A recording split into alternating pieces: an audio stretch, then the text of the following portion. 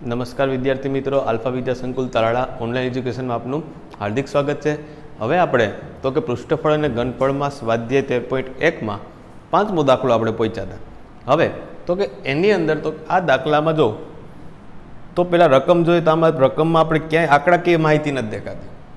હવે આંકડાકીય માહિતી ના આવે એટલે મોટા ભાગના છોકરા મૂંઝાય કે આમાં ખરેખર કરવું શું। તો જો આમાં कोईपण तमने छेल्ले जवाब अंक में नहीं आवे, पहला तो त्याथी आपणे खबर पड़ी जावी जोईए केम के आमां कोई आंकड़ाकीय माहिती नहीं, तो आमां जवाब क्यांय आंकड़ा में नहीं आवे।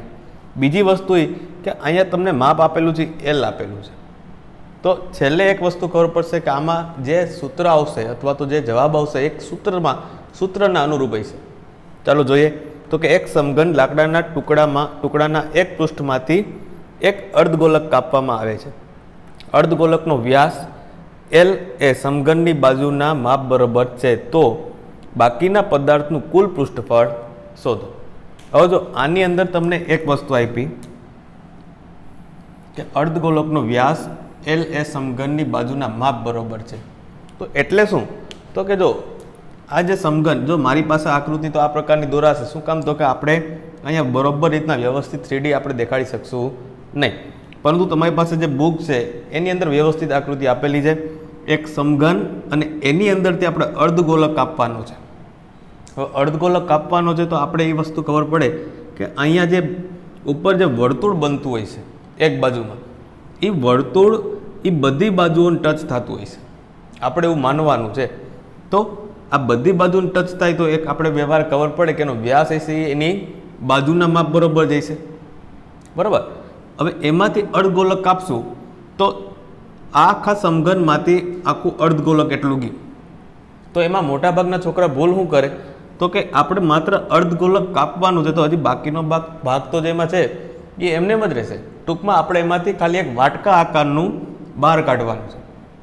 तो एना माटे कन्फ्यूजन न थाय तो सौथी पहेલું काम शुं तो के जो जेटली डिटेल आपी पेला लखवी,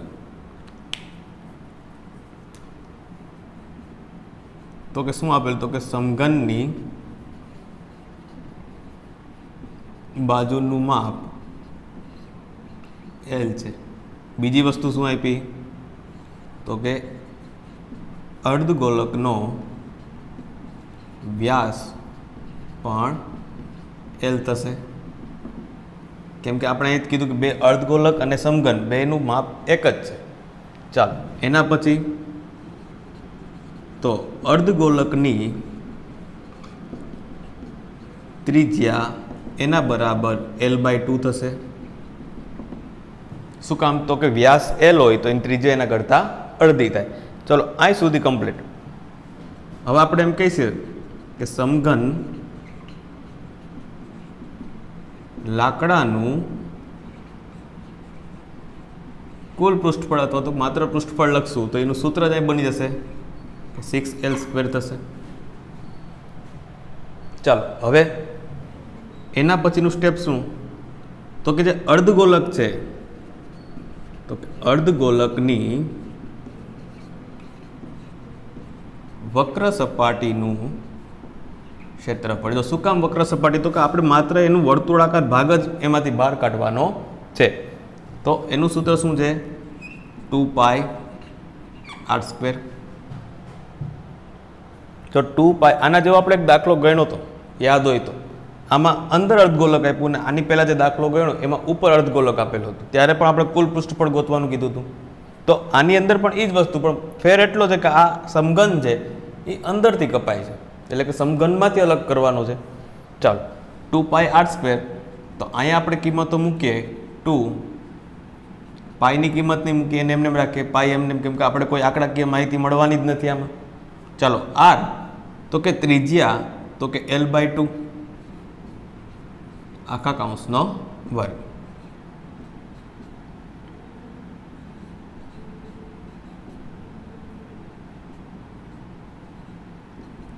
तो πL²/2। चलो हवे तो के आया जे वर्तुळाकार भाग देखाय छे आपणे एने पण जरा गणी ले।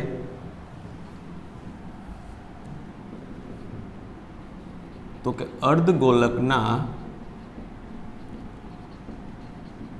पायानुं क्षेत्रफळ બરાબર માત્ર વર્તુળ છે એટલા માટે પાય આર સ્ક્વેર થશે.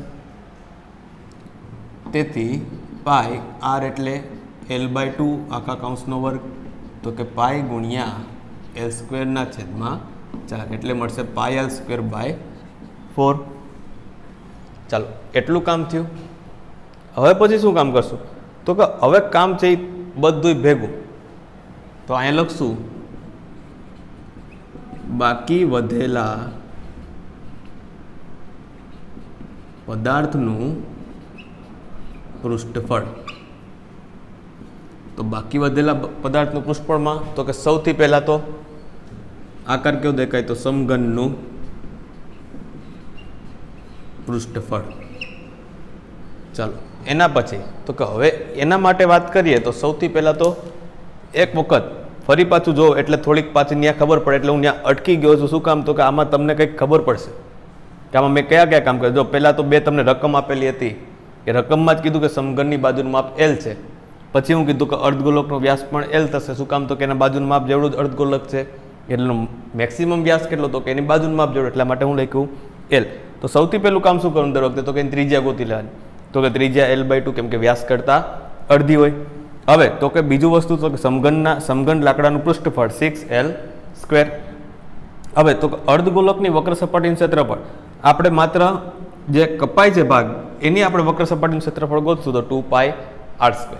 ચાલો એમાં કિંમતો મૂકશું એટલે પાય L²/2 થઈ જશે કેમ કે અહીં 2 2 4 છેદ ઉડી જશે. હવે એના પછી જે અર્ધગોલક પાયાનું જે ક્ષેત્રફળ, અર્ધગોલક પાયાનું ક્ષેત્રફળ જરાક વાંચવામાં અઘરું પડે પણ દેખાડ દઉં કે અર્ધગોલક પાયો એટલે શું થયું? તો કે આ એક પ્રકારનું અહીંયા જે ઉપર વર્તુળ બને છે એની વાત કરી. તો કે વર્તુળ બન્યું તો વર્તુળનું ક્ષેત્રફળનું સૂત્ર શું છે? તો કે પાય r². હવે એમાં કિંમતો મૂકશું પાય L²/4 થઈ જશે. હવે તો કે આખા જે પદાર્થનું બાકી વધેલા પદાર્થનું પૃષ્ઠફળ જોતું હોય તેમાં ક્યાં ક્યાં આકાર આવે? તો કે એક સમઘન આવશે, એક અર્ધગોલક આવશે અને એક આવશે શું આવશે? તો કે એનું જે વર્તુળ ઉપર બને છે એનું શું કરવું?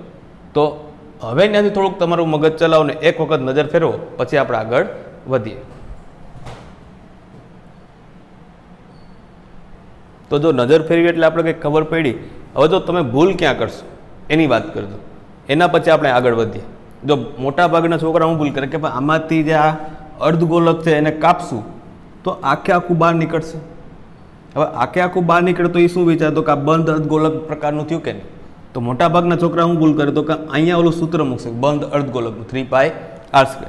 એટલે શું થાય? તો કે અહીંથી આખે આખું બંધ લેશે પણ આપણે માત્ર એ જે અર્ધગોલક છે એ બંધ છે કે ખુલ્લો અહીં કંઈ ચોખવટ જ નથી. પણ જ્યારે એવું બને ત્યારે આપણે કંઈ ચોખવટ ન હોય ત્યારે હંમેશા ખુલ્લું અર્ધગોલક તરીકેની કામગીરી કરવાની. તો અહીંયાથી અર્ધગોલક બહાર કાઢશું તેની સપાટીની આપણે કોઈ પણ જાતની ચોખવટ નથી. તો સપાટી માટે આપણે કંઈ કામ કરશું નહીં.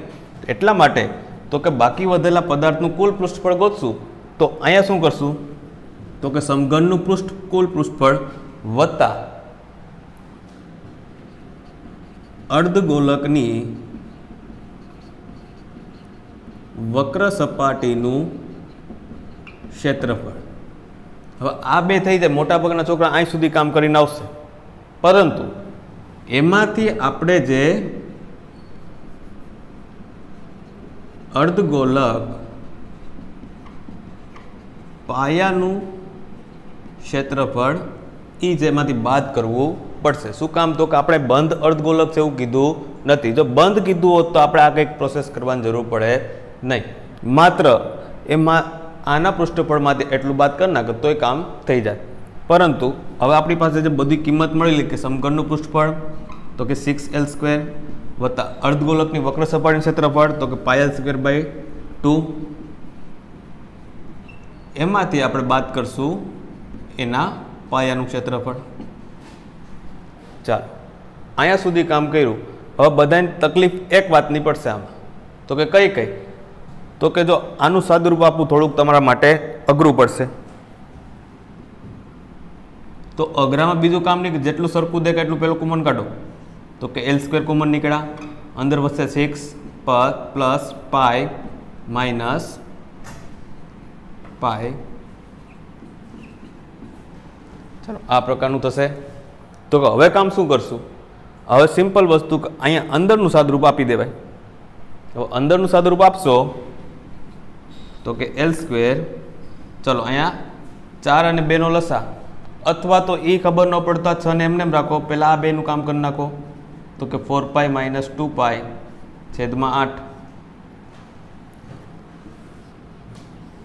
ચાલો એના પછી તો કે એલ સ્ક્વેર, ફરી પાછો લસા 8 × 48 વત્તા 4π - 2π છેદમાં 8. ચાલો એલ સ્ક્વેર 48 + 2π છેદમાં 8.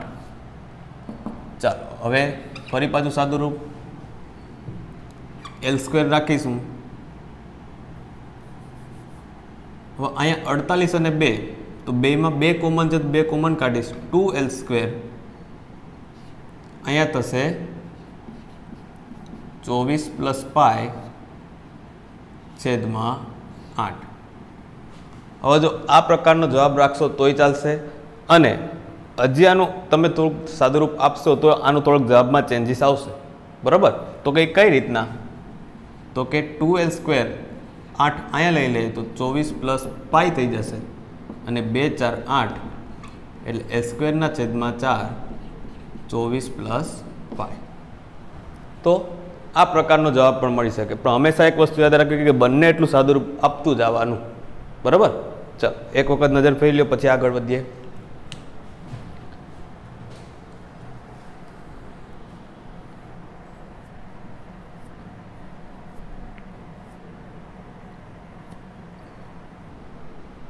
ચાલો જો હવે તો કે એના પછીનો જે છઠ્ઠો દાખલો છે એ થોડોક આપણા માટે કામનો રહેશે. શું કામ, તો કે એક વ્યવહારિક ઉદાહરણ જેવું છે.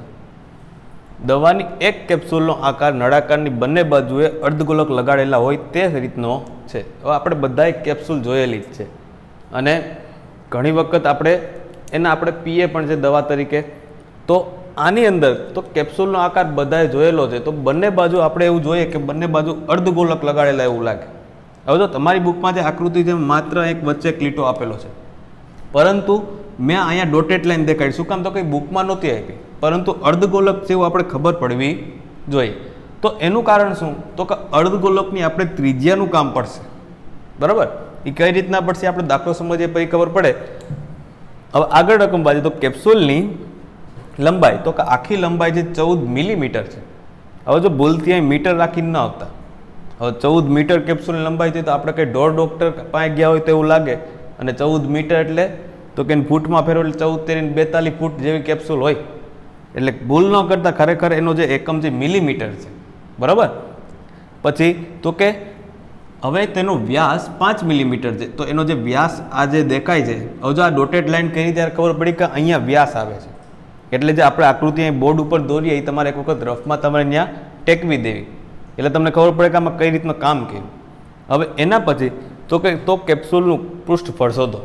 જો જ્યારે આવું કંઈ દાખલો આવે તો સૌથી પહેલું કામ શું કરવાનું, તો કે આમાં તમને આકાર ક્યાં ક્યાં દેખાય, તો કે 2 અર્ધગોલકને એક નળાકાર આકાર દેખાય. બરાબર, હવે તો સૌથી પહેલું કામ જે ડિટેલ આપી હોય વ્યવસ્થિત લખવાની. તો કઈ ડિટેલ આપી, તો કે કેપ્સ્યુલની લંબાઈ 14 મિલીમીટર છે અને તેનો વ્યાસ 5 મિલીમીટર છે. અને દર વખતે જ્યારે વ્યાસ આવે ત્યારે હંમેશા એને કેમાં ફેરવી નાખવાની, તો કે ત્રિજ્યામાં. માટે ત્રિજ્યા r બરાબર તો કે 5/2 મિલીમીટર અથવા તો 2.5 મિલીમીટર. જો આ દર વખતે હું તમને કહું છું કે હું 2 જવાબ લખું છું કે 5/2 રાખવું અને 2.5 લખું. શું કામ, તો કે આપણે જ્યારે જેવી જેની જરૂરિયાત એ રીતના આપણે એનો ઉપયોગ કરવાનો. આપણે એમ થાય કે છેદ ઉડી જતા હોય તો 5/2 રાખવા. આપણે એમ થાય કે છેદ નહીં ઉડે ને બીજો જવાબ એ પોઈન્ટમાં આવે છે તો આપણે એને 2.5 તરીકે રાખવા. ચાલો એટલું કામ પૈતું. તો આપણે સૌથી પહેલાં તો નળાકારની વક્ર સપાટી આપણે ભણ્યા તો એનું સૂત્ર હતું 2πRh. તો હવે આમાં hની જરૂર પડે. તો hની તો મોટા ભાગના શું કામ કરશે, તો કાંઈ લંબાઈ આપેલી છે તો એને લંબાઈ એના માટે ઊંચાઈ તો કે નળાકાર માટે લંબાઈ કયો કે ઊંચાઈ કયો, બે વસ્તુ એક જ. એટલે મોટાભાગના h બરાબર શું લખીને આવશે તો કે 14. તો એ આપણી મોટામાં મોટી ભૂલ છે. અહીં બંને બાજુ અર્ધગોલક હોવાથી માટે તેની ત્રિજ્યા 2.5 મિલીમીટર છે. હવે નળાકારની ઊંચાઈ માટે આપણે તે બંને અર્ધગોલકની ત્રિજ્યા કુલ લંબાઈમાંથી બાદ કરવી પડશે. હવે જો અત્યારનો તો હું દાખલો સમજાવું છું એટલા માટે મેં આખું આ ડિસ્ક્રિપ્શન લખ્યું. કાંઈ ખરેખર કામ શું કરશું, કાંઈ ભાઈ જો નળાકારની મારે ઊંચાઈ જોતી હોય અથવા તેની લંબાઈ કહો તો પણ ચાલે. તો નળાકારની ઊંચાઈ જોતી હોય તો હવે ખાસ ધ્યાન, તો કે જો બંને બાજુ એટલી ત્રિજ્યા દેખાય છે તો મારે એટલી ત્રિજ્યા બંને બાજુથી બાદ કરશો ત્યારે મને નળાકારની પરફેક્ટ ઊંચાઈ એટલે કે જે આટલો નળાકાર છે એ મને મળશે. અને આપણે દાખલામાં જરૂર એની જ છે, 14 મિલીમીટરની આપણે કંઈ જરૂર છે નહીં. તેથી નળાકારની ઊંચાઈ બરાબર, કૌંસમાં હું લંબાઈ લખું છું, બરાબર કુલ લંબાઈ માઇનસ 2 અર્ધગોલકની ત્રિજ્યા. ચાલો, કુલ લંબાઈ આપણે આપેલી છે 14 મિલીમીટર, એમાંથી 2 અર્ધગોલક તો કાંઈ બે ગુણાકાર તરીકે લઈ લીધા. હવે અર્ધગોલકની ત્રિજ્યા તો કે 2.5, તો 14 માઇનસ 5 આ રીતના થશે. એટલે અહીંયા મળશે મને 9. તો આ જે ભાગ નળાકારની ઊંચાઈ હતી આપણે મળી ગયો 9 મિલીમીટર. તેથી નળાકારની ઊંચાઈ h બરાબર 9 મિલીમીટર. ચલો, હવે બીજું કંઈ કામ કરવાનું નથી. હવે જેટલા આકાર દેખાય છે અહીંયા, જેટલા પણ આકાર દેખાય એ બધાને એકારે ભેગા કરવાના છે. તો સૌથી પહેલાં તો બધાના સૂત્ર લખીએ એટલે આપણે પાકા થાય. તો કે નળાકારની વક્ર સપાટીનું ક્ષેત્રફળ બરાબર 2π/h. પછી તો કે બંને અર્ધગોલકની વક્ર સપાટીનું ક્ષેત્રફળ બરાબર, તો કે 2, આ બંને અર્ધગોલક છે માટે 2 ગુણ્યા કરશું અને 2πr², એટલે મળશે 4πr². ચાલો, હવે કામ શું કરવાનું, તો કે આખા જે કેપ્સ્યુલ છે આખી એના માટે કામ કરીએ.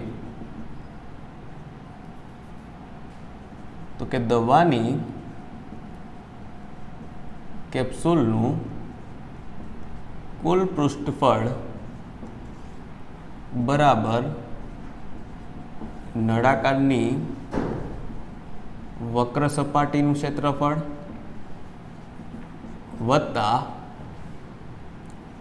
2 અર્ધગોલકની વક્ર સપાટીનું ક્ષેત્રફળ. ચાલો, જે સૂત્ર આપણે લખાઈ મૂકીએ તો કે 2πr/h વત્તા 4πr². ચાલો, એની અંદર કિંમતો મૂકશું. 2/22/7, r એટલે 2.5 વત્તા 4 ગુણ્યા, અથવા તો એક સહેલું કામ કરીએ કે એમાંથી કોમન કાઢી લે તોય ચાલશે, કેમ કે બે બાજુ વ્યાસ અને ત્રિજ્યા સરખા જ છે. 2π કોમન અને r પણ કોમન નીકળશે. તો અંદર વધશે h,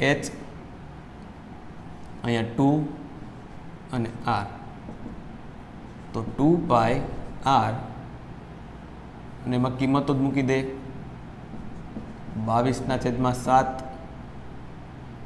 2.5 h એટલે 9 2 અને 2.5. ચાલો 2 ગુણ્યા 22/7 2.5 9 વત્તા 5 2 ગુણ્યા 22/7 2.5 એને ગુણ્યા 14 7 2 14 2 ગુણ્યા 22 ગુણ્યા 25/10 ગુણ્યા 2 2 5 10 5 5 25 એટલે કે 44 ગુણ્યા 5 અને જે જવાબ આવશે એનો એકમ આવશે મિલીમીટર સ્ક્વેર. તો જો ફરી પાછો આપણે દાખલામાં નજર નાખીએ. ચાલો પહેલેથી હવે જો તો કે દવાની એક કેપ્સ્યુલનો આકાર નળાકારની બંને બાજુએ અર્ધગોલક જેવો હતો. તો કે જો આખી કેપ્સ્યુલ આપણે જોઈએ જ છે અને બંને બાજુ જોવું તો તમને અર્ધગોલક દેખાય છે. અને આ તમારી બુક પ્રમાણે જે બ્લેક લાઈન આપી છે એ તમારી બુકમાં આકૃતિ, પરંતુ જે આ ડોટેડ લાઈન દેખાય છે ત્યાંથી આપણે ખબર પડે કે એટલો ભાગ છે અર્ધગોલક જેવો છે. હવે તો કે આપણે કુલ લંબાઈ 14 મિલીમીટર અને એનો જે વ્યાસ હતો એ 5 મિલીમીટર આપેલો હતો. તો આપણે કામ શું કરશું તો કે આપણે આ 14 મિલીમીટરનું કંઈ કામ નથી, એમાંથી જે નળાકાર છે એટલાની ઊંચાઈનું અથવા તેની લંબાઈનું કામ છે. તો એના પછી અને બીજી વસ્તુ એ કે આમ 5 મિલીમીટર વ્યાસ આપ્યો હતો તો વ્યાસનું આપણે કંઈ કામ નથી. આપણે જરૂર કઈ છે તો કે એની ત્રિજ્યાની, તો કે એને ત્રિજ્યામાં ફેરવશું તો 5/2 અથવા તો 2.5 મિલીમીટર રહેશે. ચાલો આટલું કમ્પ્લીટ થઈ ગયું તો આપણે પછી હું ગોતશું તો કે આની આ લંબાઈ મારે જોતી હોય તો 2 બથી એટલા જે કટકાથી બાદ કરવા પડશે, એટલે કે એની અર્ધગોલકની ત્રિજ્યાઓ બાદ કરવી પડશે. એટલા માટે તમને સમજાય તો એટલી મેં વસ્તુ લખી છે. તો નળાકારની ઊંચાઈ જોતી હોય તો જે કુલ લંબાઈ એમાંથી આપણે 2 અર્ધગોલકની ત્રિજ્યા બાદ કરી નાખશું. તો 14 - 2 ગુણ્યા 2.5 એટલે 5, તો કે 14માંથી 5 જશે એટલે 9 વધશે અને ઊંચાઈ h બરાબર મળી જશે 9 મિલીમીટર. ચાલો હવે આપણે બે વસ્તુની કામ હતી ક્યાં ક્યાં તો નળાકારની વક્ર સપાટીનું ક્ષેત્રફળ 2πrh અને બંને અર્ધગોલકની સપાટી વક્ર સપાટીનું ક્ષેત્રફળ તો કે એકનું 2πr² થાય એવા બે છે તો બે ગુણવા પડશે તો કઈ થઈ જશે 4πr². હવે તો કે જેટલી પણ કિંમતો છે એ બધી કિંમતો મૂકશો અને સહેલું પડે એટલા માટે મેં અહીંથી કોમન પહેલાં કાઢી લીધા અને બધી કિંમતો મૂકો, જ્યાં છેદ ઉડે ત્યાં ઉડાડો અને છેલ્લે જે જવાબ આવશે એ તમારા માટે મિલીમીટર સ્ક્વેરમાં આવશે. ચાલો અહીં સુધી કમ્પ્લીટ. અને આ છેલ્લો જવાબ બાકી રાખ્યો માત્ર ગુણાકાર કરીને તમારે મૂકવાનો છે. ચલો જોઈ લ્યો એક વખત.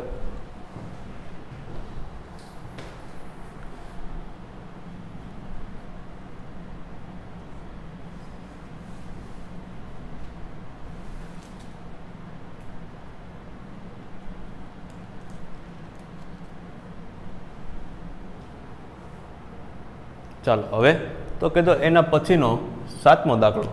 જો 7મા દાખલાની રકમ જ તમને જોઈને એમ થાય કે આ દાખલો કેવડો દાખલો હશે, પરંતુ આમાં કંઈ બીવાની જરૂર નથી. જો સૌથી પહેલાં તો કે એક તંબુનો આકાર નળાકાર પર શંકુ મૂકવામાં આવેલો હોય કેવો છે.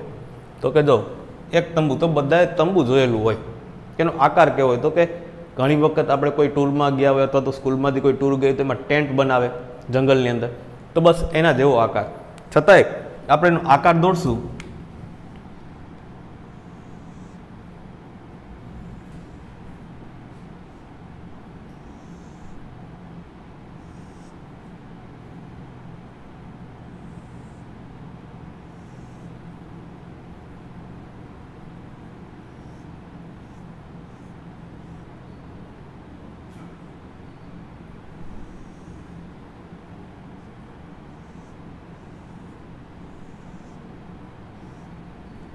તો કંઈક આ પ્રકારનો આકાર બનશે.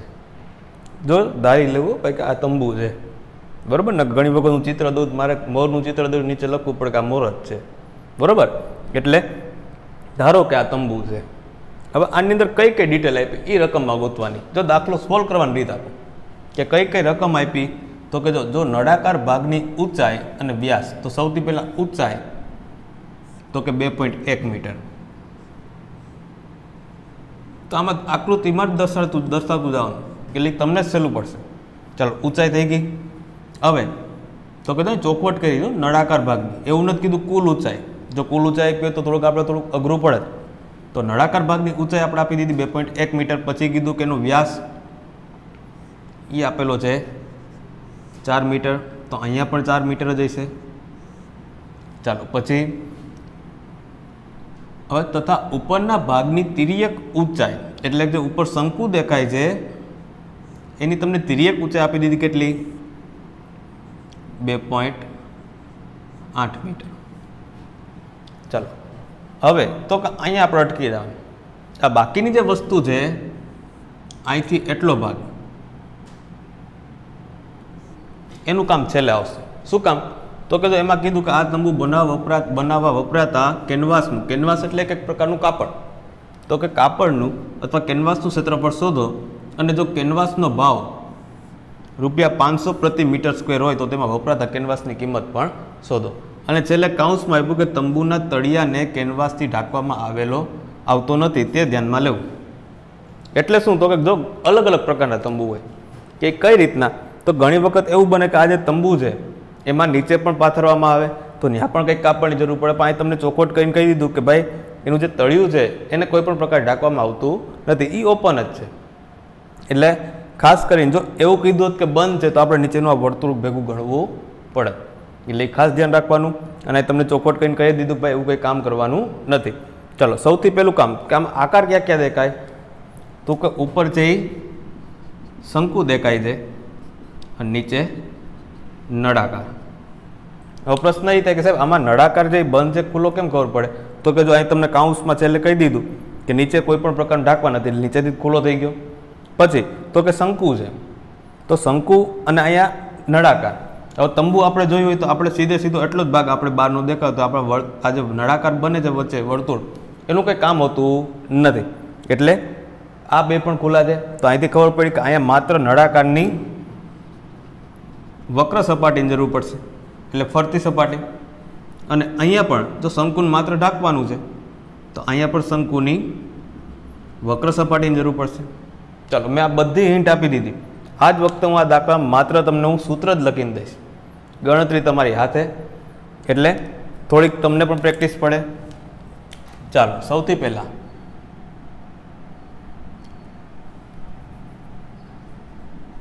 તંબુનું કુલ પૃષ્ઠફળ બરાબર નળાકારની વક્ર સપાટીનું ક્ષેત્રફળ વત્તા શંકુની વક્ર સપાટીનું ક્ષેત્રફળ. તો આ બે સૂત્ર લખશું તો કે 2πRh વત્તા πRL.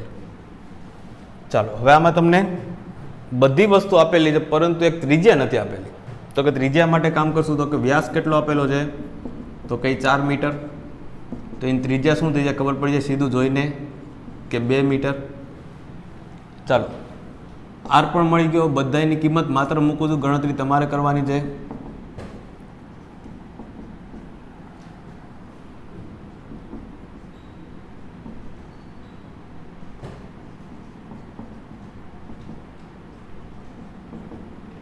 તિર્યક ઊંચાઈ એલ એટલે તિર્યક ઊંચાઈ કેટલી આપેલી છે? 2.8. ચાલો આનો જે જવાબ આવશે એ મીટર સ્ક્વેરમાં આવશે. બરાબર, આનો જે કંઈ પણ જવાબ આવશે કેમાં આવશે? મીટર સ્ક્વેરમાં. પરંતુ દાખલો અહીં પૂરો થતો નથી. શું કામ? તો કે હજી આપણે અહીંથી કામ બાકી છે કે જો કેનવાસનો ભાવ ₹500 પ્રતિ મીટર સ્ક્વેર હોય તો અહીં ત્રિરાશિ મૂકવી પડશે કે 1 મીટર સ્ક્વેરનો ભાવ ₹500 હોય તો અહીંયા તમારે જવાબ આવ્યો મીટર સ્ક્વેર માટે કેટલા? તો અહીં જે જવાબ આવશે એને ગુણ્યા 500 અને જે છેલ્લો જવાબ આવશે એ તમારો જવાબ આવશે રૂપિયામાં. ખબર પડી? એટલે આ ગણતરી બધી મોઢે કરજો અને આખો દાખલો મેં તમને ઓરલી સમજાવી દીધો છે. માત્ર તમારે ગણતરી કરવાની રહેશે અને એ કામ તમારા માટે હોમવર્કમાં. બરાબર? અને હજી કહું છું કે આ દાખલો મોઢે ગણવાની ટ્રાય કરજો. નહીં કે જોઈને, બરાબર. અને ગણતરીમાં એવું લાગે તો થોડુંક ક્યાંક ભૂલ પડે ત્યારે નજર ફેરવી લેવી કે આપણી ભૂલ ક્યાં છે, બાકી બંને એટલી ગણતરી મોઢે કરજો. ચાલો હવે ફરી પાછા આપણે જ્યારે મળશું ત્યારે નેક્સ્ટ લેક્ચરમાં આપણે નવા દાખલા એટલે કે 8મો દાખલો ગણશું. 8મો 9મો 2 દાખલા બાકી રહ્યા છે સ્વાધ્યાયના, અને આગળના સ્વાધ્યાયના આગળના ઉદાહરણના જે દાખલાઓ છે એ આપણે એમાં નજર ફેરવશું. ચાલો આજ માટે અસ્તુ.